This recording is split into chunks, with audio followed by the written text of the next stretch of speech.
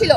বাংলাদেশ জাতীয়তাবাদী ছাত্রদলের প্রত্যেকটা স্তরের নেতাকর্মী এই প্রত্যেকটা ইউনিটে ছিল এবং সামনের সারির যোদ্ধা হিসেবে কাজ করেছে এই ফ্যাসিস্ট খুনি হাসিনা সরকারকে তাড়ানোর জন্য।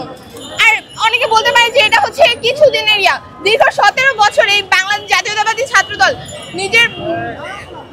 নিজের সর্বোচ্চটা দিয়ে এই ফ্যাসিস্ট খুনি হাসিনা সরকারকে বিতাড়িত করেছে।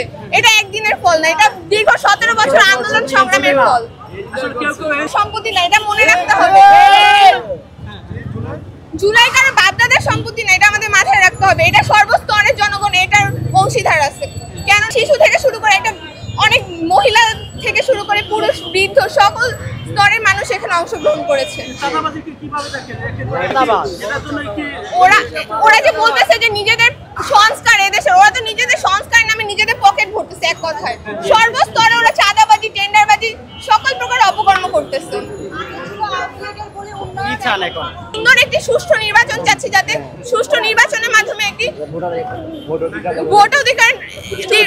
ভোটাধিকার প্রতিষ্ঠা করতে পারি। সকলভাবে প্রস্তুত ছিলাম, আমরা জুলাইয়ে ছিলাম, আমরা প্রত্যেকটা দেশে প্রত্যেকটা ইউনিট থেকে আমাদের ছাত্রদল সক্রিয় ছিল এবং হয়তো এখন বর্তমানে অনেকে জুলাইটাকে বিক্রি করে যাচ্ছে। ধরেন এখন অনেক দল নতুন দল গঠিত হচ্ছে, আপনারা বুঝতে পারছেন, নাম উল্লেখ না করি। এখন তারাই কিন্তু চাঁদাবাজ করতেছে, আসলে অনেকেই চাঁদাবাজ করতেছে এবং দলটা দিচ্ছে আমরা ছাত্রদল।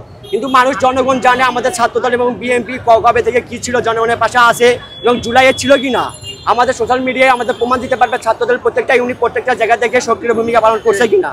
আর আমরা বর্তমানে চাই আমাদের তারেক রহমানের নির্দেশে আমরা চাই আমাদের জনগণের নাগরিকদের ভোটার অধিকার আমরা এবং প্রতিষ্ঠা করব। আমরা চাই তাদের যে ভোটার অধিকার আমরা এটা প্রতিষ্ঠা করব এবং আমরা চাই আমরা আমাদের দলটাকে আরো সক্রিয় করব।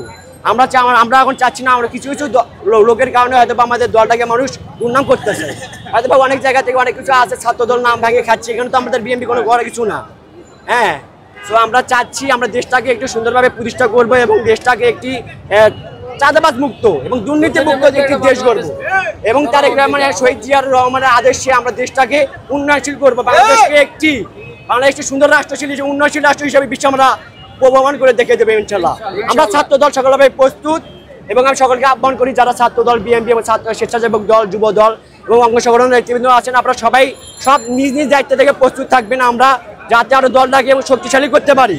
আমাদের এখনো কিন্তু এমন না, অনেকে বুঝছে যে আমাদের লোক বেশি হয়েছে, আমাদের লোক কিন্তু কখনো কারো বেশি হয় না।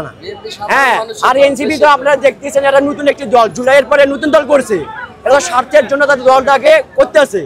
যেখানে যেখানে 10 লাখ টাকা চাঁদাবাজ আমরা দেখলাম, 10 লাখ টাকা চাঁদাবাজ যেখানে দেখলাম এনসিপি সব চাঁদাবাজ করতেছে, নাম দিচ্ছে ছাত্রদল। এই 2-3টা একটা চাঁদাবাজ করতেছে, নাম দিচ্ছে ছাত্রদল, ট্যাগ লাগাচ্ছে আমাদেরকে।